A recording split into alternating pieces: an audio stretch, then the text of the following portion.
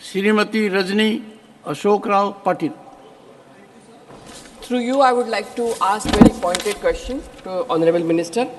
Why is the number of beneficiaries of PM Kisan Yojana reduced by 67% from 2019 to 2022?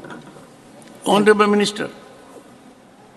माननीय सभापति जी, जैसा कि PM किसान सम्मान निधि एक बहुत महत्वपूर्ण स्कीम प्रधानमंत्री नरेंद्र मोदी जी ने शुरू की और पहली बार पीएम किसान योजना प्रारंभ हुई और 2019 के अंदर जो प्रारंभ हुई तो लगभग उसके अंदर किसान सम्मान निधि के तौर पर 3 किस्तों के अंदर 4 किस्त के अंदर ये पैसा किसान सम्मान निधि का 3 किस्त में किसान के अकाउंट में 6,000 रुपये जाता है। और इसमें जैसा कि माननीय सदस्य ने स्पेसिफिक प्रश्न पूछा है कि इसमें सदस्यों की कम होना, मुझे लगता है कि इसके अंदर जो पीएम किसान सम्मान निधि है। Honourable minister, honourable member is specific that there has been reduction of 60% in the beneficiary list. Respond to that. जी, मैं माननीय सभापति जी, मैं उसी का उत्तर दे रहा हूँ कि ये पीएम किसान सम्मान निधि की जो प्रारंभ में जो सदस्य थे वो पूरे जो सदस्य राज्य सरकार की ओर से जो डेटा आए थे वो पूरे आए और उसमें उस समय किसान सम्मान निधि का पैसा उनको रिलीज हुआ। लेकिन उसके बाद में जैसा कि जो अपात्र किसान थे उनको भी पैसा वो मिल गया। उसके बाद में हमने आधार से लिंक किया, उस आधार लिंक की वजह से कुछ नाम कम हुए और उसके बाद में हमने उसको KYC के माध्यम से जोड़ा ताकि फेस ऑथेंटिकेशन से भी उनका किया गया। तो उसके बाद में जो पात्र किसान हैं उनकी संख्या है वो आज लगभग जैसा कि 8.12 करोड़ किसान हैं जो पात्र। और इसमें हम लगातार राज्य सरकारों से ये संपर्क में है कि जो पात्र किसान पीछे रह गए हैं और उनको अगर ऐसे कोई पात्र किसान हैं और वो वास्तव में वंचित है तो KYC के माध्यम से आधार लिंक करके वो नाम तुरंत भारत सरकार को भिजवाए ताकि हमारे जितने भी किसान हैं जो ऐसे वंचित रहे उन किसानों को हम किसान सम्मान निधि का पैसा दे सकें।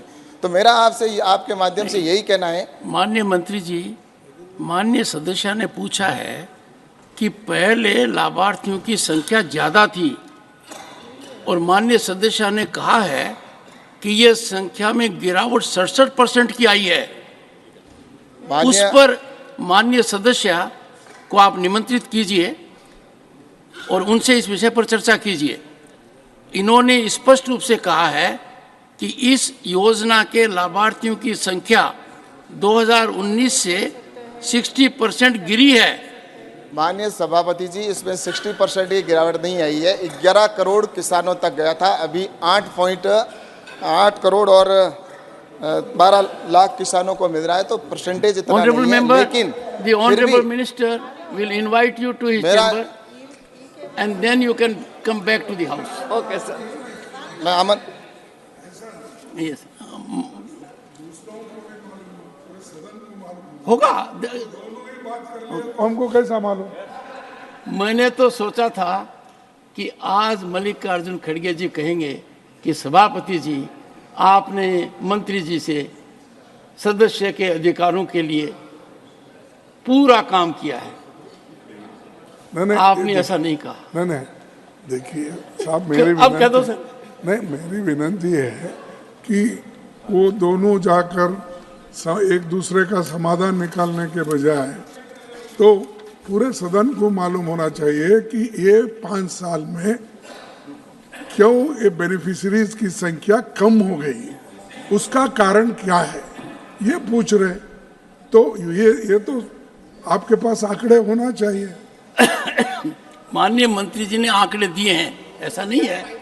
और what is alarming from her question is decline of 67% which prima facie does not appear to be acceptable. Therefore to find a way out, और उसमें आपका लंबा सार्वजनिक राजनीतिक संसदीय जीवन मेरे सामने है कि इस मामलों का हल निकालने का रास्ता होना चाहिए। तो वो माननीय सदस्य को आमंत्रित करेंगे and then she will come back to the house. Your chairman will find a method to keep the house in loop. आखिर मैं कृषक पुत्र हूं सर, किसान का हित तो मेरे दिल में है।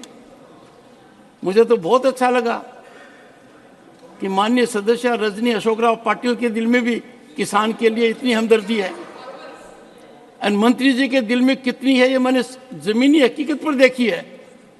तो नीयत सबकी साफ है। Will move head.